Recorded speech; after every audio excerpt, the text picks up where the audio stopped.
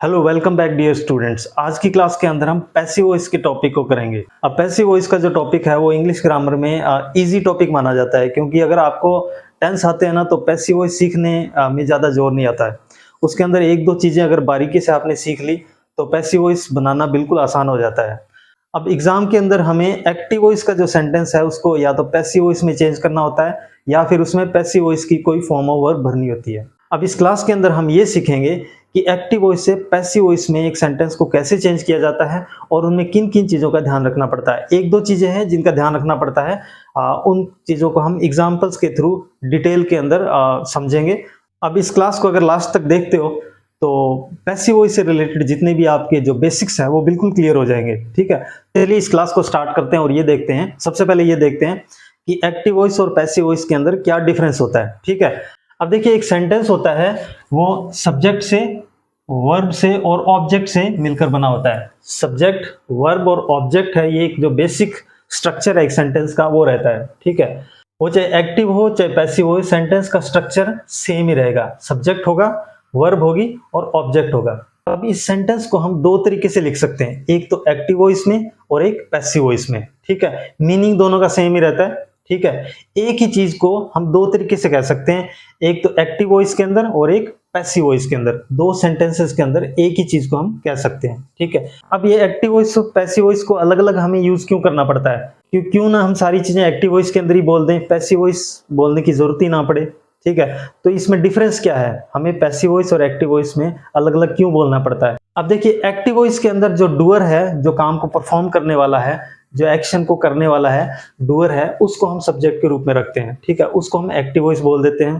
ठीक है, और पैसिव वॉइस जब हम उस काम को इंपॉर्टेंस दे रहे हो, करने वाले को नहीं, काम को इंपॉर्टेंस दे रहे हो, क्या काम हुआ है, ठीक है, वो काम ज्यादा इंपॉर्टेंट है तो उस काम को हम पहले रखते हैं, तो वो पैसिव वॉइस हो जाता है। ठीक है, एक्टिव वॉइस, एक्टिव का मतलब होता है एक्टिव, सक्रिय। ठीक है, जो सब्जेक्ट है, जो करने वाला है, वो सक्रिय रहता है तब तो हम एक्टिव वॉइस कर देते हैं। ठीक है, और वो जो करने वाला है वो निष्क्रिय हो जाता है और बाद में चला जाता है सेंटेंस के लास्ट में, तो उसको हम पैसिव वॉइस बोल देते हैं। पैसिव का मतलब निष्क्रिय, जब जो करने वाला करता होता है वो निष्क्रिय हो जाता है, उसको इंपॉर्टेंस नहीं देते हैं और लास्ट में चला जाता है। ठीक है, बाद में उसका जिक्र होता है, पहले काम का जिक्र होता है तो हम उसको पैसिव वॉइस बोल देते हैं। जब करने वाले का जिक्र पहले होता है तब एक्टिव वॉइस, और काम का जिक्र पहले होता है, उसको हम ज्यादा इंपॉर्टेंस दें तो वो पैसिव वॉइस हो गया। ठीक है, एक्टिव के अंदर एक्शन को करने वाला एक्टिव रहता है और पैसिव के अंदर जो एक्शन को करने वाला है वो पैसिव हो जाता है और बाद में चला जाता है। ठीक है, तो इसको एक सेंटेंस से हम समझते हैं, एक सेंटेंस से इसको समझते हैं। जैसे मैंने लिखा, कमल राइट्स अ लेटर। एक सेंटेंस और लिखा, जैसे a letter is written by Kamal. अब देखिए जो पहला सेंटेंस है उसके अंदर जो कमल है वो एक्शन का डूअर है, मतलब लेटर को लिखने वाला है, करता है, क्रिया को करने वाला है जो डूअर है। अगर डूअर सब्जेक्ट के रूप में आ जाए तो वो एक्टिव वॉइस होगा। हम कमल को इंपॉर्टेंस ना देके अगर लेटर को इंपॉर्टेंस दें और पहले लिखें, काम को पहले लिखें और करने वाले को हम लास्ट में लिख लें कि किसने किया, कमल ने किया, हम लास्ट में लिखें, और जो काम है उसको इंपॉर्टेंस देके उसको सब्जेक्ट बना के लिखें तो वो पैसिव वॉइस हो जाएगा। ठीक है, अब यहाँ पे देखो कि इंपॉर्टेंस हम किसको दे रहे हैं, कमल को, कि कमल ने लेटर लिखा है, किसी और ने नहीं। ठीक है, और यहाँ पे लेटर को इंपॉर्टेंस दे रहे हैं, कमल को नहीं, कि लेटर लिखा गया है कमल के द्वारा, कुछ और नहीं लिखा गया। ठीक है, तो यहाँ पे कमल मतलब डूअर है, इसको इंपॉर्टेंस दे रहे हैं तो ये एक्टिव वॉइस हो गया। और यहाँ पे जो लेटर है यानी कि कर्म है, जो कर्म है, क्या काम किया जा रहा है, उसको हम इंपॉर्टेंस देके उसको पहले लिख रहे हैं, और जो करने वाला है, करता है, जो डूअर है, उसको हम बाद में लिख रहे हैं ऑब्जेक्ट बना के, तो ये पैसिव हो जाएगा। इसको ऐसे भी याद रख सकते हैं कि जो डूअर है यहाँ पे एक्टिव है, पहले लगाया इसलिए एक्टिव है, और यहाँ पे जो डूअर है वो बाद में चला गया, ये पैसिव हो गया, यहाँ पे मतलब निष्क्रिय हो गया। यहाँ पे सक्रिय था, यहाँ पे निष्क्रिय हो गया। यहाँ पे इंपॉर्टेंस किसकी है, काम की है, यहाँ पे इंपॉर्टेंस करने वाले की है। जहाँ पे करने वाले की इंपॉर्टेंस हो और उसको पहले लाएं तो एक्टिव वॉइस हो जाएगा, और जहाँ पे काम की इंपॉर्टेंस हो और उसको पहले सब्जेक्ट के रूप में रखें काम को, तो वो पैसिव वॉइस हो जाएगा। तो ये तो हो गया बेसिक डिफरेंस एक्टिव वॉइस और पैसिव वॉइस के अंदर। अब ये देखते हैं कि एक्टिव वॉइस को पैसिव वॉइस में चेंज करने के लिए किन किन चीजों का ध्यान रखना पड़ता है। ठीक है, जैसे मैं एक सेंटेंस लिखता हूं, Ram broke the chair.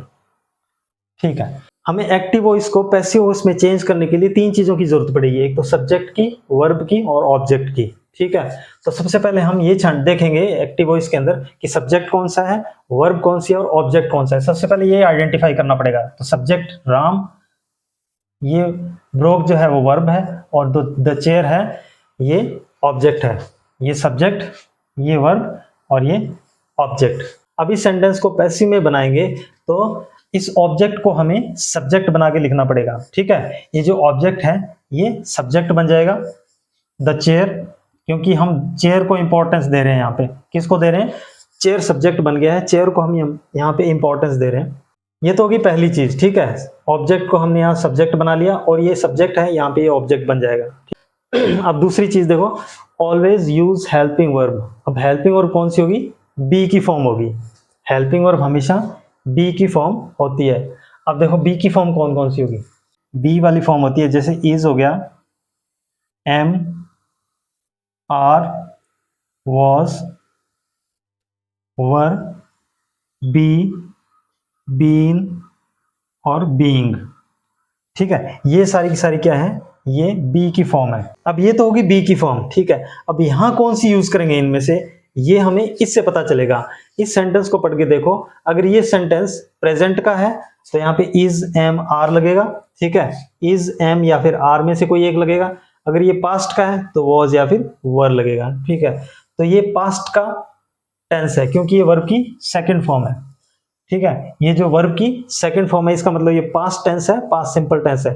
Past है तो इसमें वॉज या फिर वर लगेगा। तो द चेयर सिंगुलर है इसलिए वॉज लग जाएगा, तो ये वॉज। ये तो होगी बी की फॉर्म। ठीक है, अब नेक्स्ट क्या है, ऑलवेज यूज वर्ब की थर्ड फॉर्म। ठीक है, अब ब्रेक की थर्ड फॉर्म क्या होगी, ब्रेक, ब्रोक, ब्रोकन। ठीक है, तो यहाँ पे ब्रोकन आ जाएगा, ये थर्ड फॉर्म। अब नेक्स्ट क्या है, अब सब्जेक्ट को ऑब्जेक्ट के रूप में लिखेंगे। अब सब्जेक्ट को क्या बना देंगे यहाँ पे, ऑब्जेक्ट। तो किसके द्वारा तोड़ी गई है, राम के द्वारा, बाय राम। ठीक है, तो इसका मतलब होता है, ये एक्टिव वॉइस है, इस सेंटेंस का मतलब है कि राम ने कुर्सी तोड़ी। अब जब इसको पैसिव बनाएंगे तो कुर्सी राम के द्वारा तोड़ी गई या फिर कुर्सी तोड़ी गई राम के द्वारा। ठीक है, तो यहाँ पे ये सब्जेक्ट हो गया, ये वर्ब होगी और ये ऑब्जेक्ट हो गया। तो यहाँ पे सबसे पहले ऑब्जेक्ट सब्जेक्ट बना और सब्जेक्ट ऑब्जेक्ट बना, फिर बी की फॉर्म लगाई, ऑलवेज यूज हेल्पिंग वर्ब, तो हेल्पिंग वर्ब ये रही। ठीक है, तो ये हो गया सब्जेक्ट, ये बी की फॉर्म हेल्पिंग वर्ब होगी और ये वर्ब की थर्ड फॉर्म होगी और ये ऑब्जेक्ट हो गया। तो इस तरीके से हम एक्टिव वॉइस से पैसिव वॉइस बनाते हैं। ठीक है, तो अब चेंजेस इन वर्ब्स, अब ये वर्ब कैसे चेंज होगी, इस वर्ब से हम इस वर्ब को चेंज कैसे करेंगे। ठीक है, तो इस तरीके से एक्टिव वॉइस में अगर ये वर्ब्स होगी तो इसको पैसिव बनाएंगे तो हम इनमें चेंज कर देंगे। ठीक, अब इसमें एक चीज तो पक्का फिक्स आपको ये ध्यान में रखना है कि जो पैसिव वॉइस होता है ना, जो पैसिव सेंटेंस होता है उसके अंदर वर्ब की हमेशा थर्ड फॉर्म ही आएगी, ये तो फिक्स है। ठीक है, देखो सबके अंदर थर्ड फॉर्म लगी हुई है। और दूसरी चीज ये है कि जो हेल्पिंग वर्ब होती है वो बी की फॉर्म आएगी। अब देखो इसमें ये सारी की सारी बी की फॉर्म है। ठीक है, इनमें सारी की सारी बी की फॉर्म है, बी हो गया, बीन हो गया, being, was were, is am are, was were, is am are. ठीक है, तो ये सारी की सारी बी की फॉर्म है और उनके साथ कौन सी है, थर्ड फॉर्म आती है वर्ब की। अब देखिए इनको डिटेल में समझने के लिए मैं कुछ एग्जांपल्स लिखता हूं, फिर हम समझेंगे कि एक्टिव वॉइस से पैसिव वॉइस में कैसे चेंज करते हैं, फिर हमको ये सारा डिटेल में समझ में आ जाएगा। और जब एग्जांपल्स देखेंगे ना तो ये सारी चीजें हमारी बिल्कुल क्लियर हो जाएगी। ठीक है, तो चलिए कुछ एग्जांपल्स लिखता हूं, फिर उनको एक्टिव वॉइस से पैसिव वॉइस में चेंज करेंगे। ठीक है, अब देखिए मैंने कुछ एक्टिव वॉइस के सेंटेंस लिखे हैं, हम इनको पैसिव वॉइस के अंदर चेंज करते हैं। ठीक है, अब पैसिव वॉइस में चेंज करते वक्त इन चीजों का ध्यान रखेंगे और वर्ब्स को चेंज करते वक्त इन चीजों का ध्यान रखेंगे। ठीक है, तो सबसे पहले हम देखते हैं, अब एक्टिव वॉइस से पैसिव वॉइस में चेंज करने के लिए सबसे पहले हमें सब्जेक्ट, वर्ब और ऑब्जेक्ट देखना होता है। तो राम यहाँ पे सब्जेक्ट है, टीचर्स वर्ब है और ये ऑब्जेक्ट है, मी ऑब्जेक्ट है। सबसे पहला काम क्या करना है, सब्जेक्ट को ऑब्जेक्ट और ऑब्जेक्ट को सब्जेक्ट बनाना है। अब यहाँ पे ऑब्जेक्ट क्या है, मी है, तो मी को हम सब्जेक्ट बनाने के लिए हमें आई लिखना पड़ेगा यहाँ पे। ठीक है, आई। ठीक है, मी का हमें आई लिखना पड़ेगा क्योंकि ये जो आई है ये सब्जेक्टिव केस है और मी है ये ऑब्जेक्टिव केस है। ठीक है, ये प्रोनाउन होते हैं, प्रोनाउन के सब्जेक्टिव केस अलग होते हैं और ऑब्जेक्ट। आई को हम सब्जेक्ट के रूप में लिखेंगे तो आई लिखेंगे। ठीक है, ऑब्जेक्ट के रूप में लिखेंगे तो मी लिखेंगे। ठीक है, तो इनका सब्जेक्टिव केस और ऑब्जेक्टिव केस अलग रहता है, ये सब्जेक्टिव और ये ऑब्जेक्टिव। जैसे ही का हम हिम कर देंगे, ठीक है। शी का हर, आई का मी, वी का अस, दे का देम, ठीक है। यू का यू ही रहेगा, इट का इट, ठीक है। तो सब्जेक्टिव केस में अगर इन प्रोनाउन का यूज करेंगे तो सब्जेक्ट के रूप में यूज करेंगे तो he, she, I, we, they, you, it, और इन्हीं को हम ऑब्जेक्ट के रूप में करेंगे क्योंकि ऑब्जेक्ट, सब्जेक्ट और ऑब्जेक्ट हमें बनाना पड़ेगा। सब्जेक्टिव केस के अंदर हम ऐसे लिखेंगे he, she, I, we, they, you, it, और जब हम इन्हीं को ऑब्जेक्ट के रूप में लिखेंगे, ऑब्जेक्ट की जगह पे लिखेंगे तो हम ही का हिम कर देंगे, शी का हर, आई का मी, वी का अस, दे का देम, और यू का यू, इट का इट, ठीक है। तो ये सब्जेक्टिव केस हो गया और ये ऑब्जेक्टिव केस हो गया। तो ये ऑब्जेक्ट मी है तो यहाँ पे आई आएगा, ठीक है। अब आई के बाद में हमें always use helping verb B, ठीक है। तो हमें हेल्पिंग वर्ब यूज करनी है। तो ये प्रेजेंट टेंस है, प्रेजेंट टेंस के अंदर जो हेल्पिंग वर्ब होगी, ठीक है, वर्ब की फर्स्ट फॉर्म की जो इज एम आर होगी, ठीक है। तो आई के साथ एम लग जाएगा, आई के साथ एम लग गया, ठीक है। अब नेक्स्ट चीज है ऑलवेज यूज थर्ड फॉर्म। तो टीच की थर्ड फॉर्म टॉट, ठीक है। टीच की थर्ड फॉर्म यूज करेंगे टॉट। अब बाय, ये जो सब्जेक्ट है ये ऑब्जेक्ट बन जाएगा यहाँ पे, बाय राम, ठीक है। I am taught by Ram, Ram teaches me, Ram पढ़ाता है मुझे, राम मुझे पढ़ाता है। I am taught by Ram, मैं राम के द्वारा पढ़ा जाता हूँ, ठीक है। तो यहाँ पे अब दूसरा देखो हरी रोट स्टोरी। अब इसमें सब्जेक्ट हरी है, वर्ब रोट, और अ स्टोरी है, ऑब्जेक्ट है। तो सबसे पहले ऑब्जेक्ट को सब्जेक्ट बनाएंगे, अ स्टोरी, ठीक है। अब यहाँ पे यूज हेल्पिंग वर्ब बी की फॉर्म यूज करनी है, हेल्पिंग वर्ब यूज करनी है तो रोट सेकंड फॉर्म है, सेकंड फॉर्म है तो वॉज या फिर वर यूज करेंगे, स्टोरी सिंगुलर है तो वॉज, और मेन वर्ब की थर्ड फॉर्म, हमेशा थर्ड फॉर्म राइट की रिटन, ठीक है। राइट की थर्ड फॉर्म होगी रिटन बाय हरी, ठीक है। तो स्टोरी वॉज रिटन बाय हरी। अब नेक्स्ट देखो he does not teach science. इसमें सब्जेक्ट है ही, डज नॉट टीच ये वर्ब होगी, और ये साइंस ऑब्जेक्ट हो गया। तो सबसे पहला काम ऑब्जेक्ट को सब्जेक्ट बनाएंगे तो साइंस। अब इसमें देखो प्रेजेंट सिंपल टेंस यूज है, और प्रेजेंट सिंपल में जो बी की फॉर्म होती है वो इज एम आर होती है, ठीक है। ये देखो do does is am are, is, ठीक है। साइंस इज, अब नोट का नोट लगा देंगे, ठीक है। Science is not taught, T A U G H T, taught, ये थर्ड फॉर्म होगी इसकी। और बाय, बाय ही है तो यहाँ पे ऑब्जेक्ट बनेगा तो हिम हो जाएगा, ठीक है। ये ऑब्जेक्ट है, ऑब्जेक्टिव के हिम होता है। अब नेक्स्ट देखो they did not play cricket, ठीक है। अब इसमें दे है, सब्जेक्ट है, डिड नॉट प्ले है, ये वर्ब है, और ये जो ऑब्जेक्ट है वो क्रिकेट है, ठीक है। तो सबसे पहला काम क्या करेंगे, क्रिकेट को सब्जेक्ट बनाएंगे, ठीक है। सबसे पहला काम क्या करेंगे, क्रिकेट को सब्जेक्ट बनाया। अब डिड नॉट प्ले, ये पास्ट टेंस है, पास्ट की जो हेल्पिंग वर्ब होती है बी की फॉर्म वो वॉज होती है, ठीक है। वॉज या वर्ब, क्योंकि क्रिकेट सिंगुलर है तो वॉज आ जाएगा, वॉज नॉट। अब प्ले की third form played, main verb की थर्ड फॉर्म आती है हमेशा। बाय, यहाँ पे दे है तो यहाँ ऑब्जेक्ट लगाएंगे, दे सब्जेक्ट है इसलिए दे आया है। जब इसका ऑब्जेक्ट बनाएंगे तो दे का क्या हो जाएगा, देम, ठीक है, बाय देम। अब नेक्स्ट देखो she is singing a song, she subject, is singing verb, और ये ऑब्जेक्ट, ठीक है। तो यहाँ पे सबसे पहले ऑब्जेक्ट को सब्जेक्ट बनाएंगे, अ सॉन्ग, इज ऑलरेडी दिया हुआ है। अब वर्ब की फोर्थ फॉर्म है यानी कंटिन्यूअस फॉर्म है, वर्ब की जो फोर्थ फॉर्म आ जाए आईएनजी वाली फॉर्म, उसको हम जब पैसिव बनाएंगे तो बीइंग प्लस थर्ड फॉर्म हो जाएगी उसकी, ठीक है। देखो यहाँ पे वर्ब की फोर्थ फॉर्म है तो ये being plus third form, fourth form जहां पे भी आएगी तो सीधी थर्ड फॉर्म नहीं बनेगी फोर्थ की, यहाँ पे हम सीधा थर्ड फॉर्म नहीं लगाएंगे, इसको हम बीइंग प्लस थर्ड फॉर्म लगाएंगे, ठीक है। वर्ब की जो फोर्थ फॉर्म होगी उसको हम बीइंग प्लस थर्ड फॉर्म में चेंज करेंगे, बीइंग प्लस थर्ड फॉर्म में चेंज करेंगे। ये देखो वर्ब की फोर्थ फॉर्म है बीइंग प्लस थर्ड फॉर्म, ठीक है। तो इज बी की फॉर्म आएगी, इज का इज आ जाएगा, और इसका बीइंग प्लस वर्ब की थर्ड फॉर्म sang, संग, ठीक है।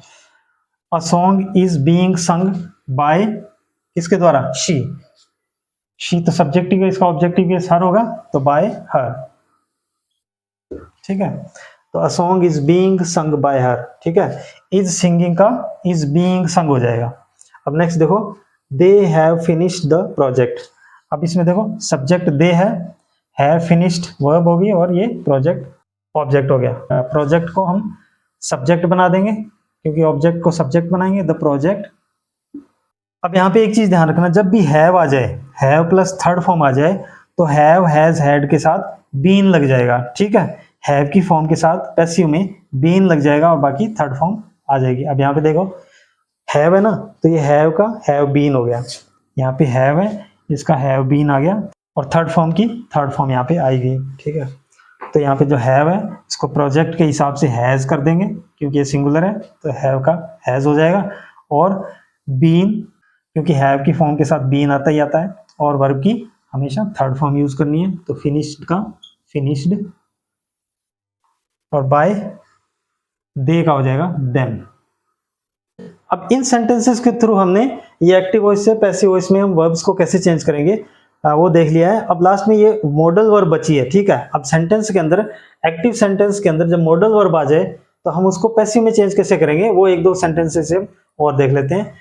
अब देखिए इन सेंटेंसेस के अंदर कुछ मॉडल वर्ब्स दी हुई है, ठीक है। अब मॉडल वर्ब्स कौन सी होती है, मॉडल वर्ब्स होती है जैसे can, could, will, would, shall, should, may, might, must, ठीक है, यूज टू, ठीक है।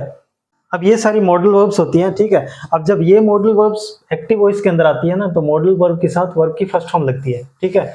ये मॉडल वर्ब है सारी की सारी, मस्ट हो गया, शुड हो गया, कैन हो गया, विल हो गया, ये सारे के सारे मॉडल्स हैं, ठीक है। इनके साथ हमेशा क्या होती है, वर्ब की फर्स्ट फॉर्म लगती है, ठीक है। ये देखो वर्ब की फर्स्ट फॉर्म है सारी की सारी, will help, can solve, must help, should follow, ठीक है। तो वर्ब के साथ वर्ब की मॉडल्स के साथ हमेशा वर्ब की फर्स्ट फॉर्म लगती है। अब जब इसको पैसिव में चेंज करेंगे, जैसे कि मैंने बताया कि ऑलवेज यूज हेल्पिंग और बी, ठीक है, तो ये बी लग जाएगी और वर्ब की थर्ड फॉर्म आएगी, ठीक है। अब मॉडल वर्ब को जब पैसिव में चेंज करेंगे, तो मॉडल लगा के उसके बाद बी प्लस थर्ड फॉर्म लगा देंगे, ठीक है। अब इन एग्जांपल्स में देखिए, ठीक है।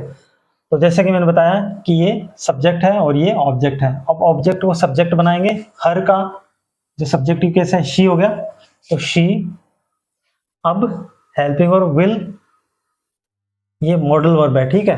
अब विल है, तो विल के साथ हम जब इसका पैसिव बनाएंगे, तो will be plus third form लग जाएगी हेल्प्ड, ठीक है। Will be third form helped by Kamal, ठीक है। वैसे ही कैन सॉल्व को कैन बी सॉल्व हो जाएगा, कैन बी सॉल्व्ड, ठीक है।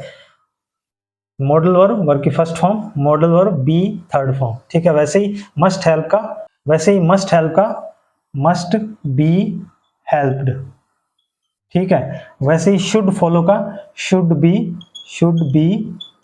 फॉलोड, फॉलो की थर्ड फॉर्म फॉलोड, ठीक है। तो ये तो हो गया कंप्लीट। अब इसको कंप्लीट करते हैं, ठीक है। तो ये ऑब्जेक्ट दिस पजल है, दिस पजल को पहले ले आओ, दिस पजल, ये सब्जेक्ट बन गया, ये कैन बी सॉल्व, और बाय शी का हर हो गया, ठीक है, शी का हर। अब नेक्स्ट देखो, I must help the poor, must help must be helped, must help का मस्ट बी हेल्प्ड हो गया। अब द पुअर ऑब्जेक्ट है, तो इसको हम सब्जेक्ट बनाएंगे, द पुअर, ये सब्जेक्ट है तो इसको हम ऑब्जेक्ट बनाएंगे, बाय आई का हो जाएगा मी, आई का क्या हो जाएगा मी, ऑब्जेक्ट करेंगे तो मी, ठीक है। तो the poor must be helped by me, ठीक है। मुझे गरीब की हेल्प करनी चाहिए, मुझे गरीबों की हेल्प करनी चाहिए, गरीब मेरे द्वारा हेल्प किए जाने चाहिए, ठीक है। अब नेक्स्ट देखो, शुड फॉलो का जो फॉर्म है वो तो चेंज करी थी, शुड बी फॉलोड। अब इसमें ऑब्जेक्ट को हम पहले ले आएंगे, द रूल्स। अब जो ऑब्जेक्ट है वो यहाँ पे सब्जेक्ट बन गया, और ये जो सब्जेक्ट है ये ऑब्जेक्ट बन जाएगा। तो ही का क्या हो जाएगा, बाय, ही का हो जाएगा हिम, बाय हिम,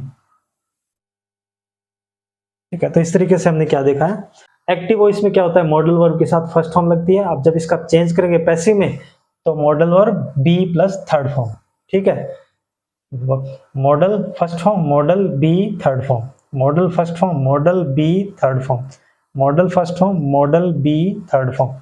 अब इस तरीके से हमने एग्जांपल्स के थ्रू ये जो बेसिक्स चीजें हैं ना, पैसिव वॉइस बनाते वक्त हमें क्या चीजें ध्यान रखनी है वो हमने देखी है ना। तो उसमें बेसिक चीज यही है कि सब्जेक्ट को ऑब्जेक्ट और ऑब्जेक्ट को सब्जेक्ट कैसे बनाना है वो हमने एग्जांपल्स के थ्रू देख लिया। ऑलवेज यूज हेल्पिंग और बी, बी की फॉर्म कौन कौन सी होती है, is, am, are, was, were, be, being, been, तो ये वाली यूज करनी है हेल्पिंग वर्ब के रूप में, टेंस के हिसाब से हेल्पिंग वर्ब के रूप में यूज करनी है, और उसके बाद में वर्ब की थर्ड फॉर्म हमेशा यूज करनी है। ठीक है, तो ये तीन चीजें ध्यान में रखनी है।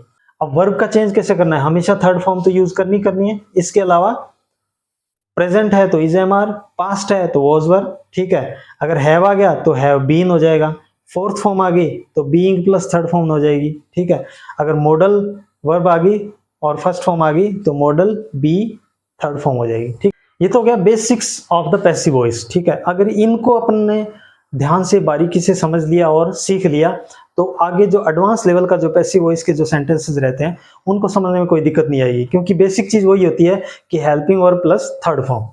पैसिव के अंदर यही है कि बी की फॉर्म जो हेल्पिंग वर्ब है वो लगानी है, उसके बाद में थर्ड फॉर्म लगानी है, और ऑब्जेक्ट है वो सब्जेक्ट बनाना है, और सब्जेक्ट को ऑब्जेक्ट बनाना। बस इतनी सी चीज है जो अपने को पैसिव वॉइस के अंदर ध्यान रखनी है। ठीक है, अब इनको करने के बाद हम इंपेरेटिव सेंटेंस करेंगे। ठीक है, अगली क्लास के अंदर इंपेरेटिव सेंटेंस करेंगे। इंपेरेटिव सेंटेंस में क्या होता है, रिक्वेस्ट होती है, ठीक है, ऑर्डर होता है, जिस सेंटेंस के थ्रू हमें रिक्वेस्ट का पता चलता है, ऑर्डर का पता चलता है कि इसमें ऑर्डर दिया जा रहा है, एडवाइस का पता चलता है। ठीक है, इस टाइप के सेंटेंसेस को क्या करेंगे, एक्टिव से हम पैसिव कैसे बनाएंगे उनको देखेंगे। बेसिक तो यही रहेगा, थोड़ा बहुत चेंजेस है वो देखेंगे, इसके अलावा एक दो टाइप के और एक्टिव से पैसिव बनाने के तरीके हैं उनको देखेंगे। तो ये सब नेक्स्ट क्लास के अंदर करेंगे, और इसके अलावा हम कुछ एक्सरसाइज भी करेंगे तो वो नेक्स्ट क्लास के अंदर होगी।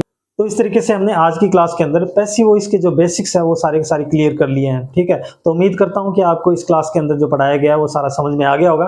अगर आपको फिर भी थोड़ा बहुत डाउट बच गया है तो इस क्लास को एक बार फिर से देखिए, आपके सारे डाउट क्लियर हो जाएंगे। तो आज की क्लास में बस इतना ही, मिलते हैं किसी नेक्स्ट इंटरेस्टिंग क्लास के अंदर, तब तक के लिए जय हिंद, टेक केयर।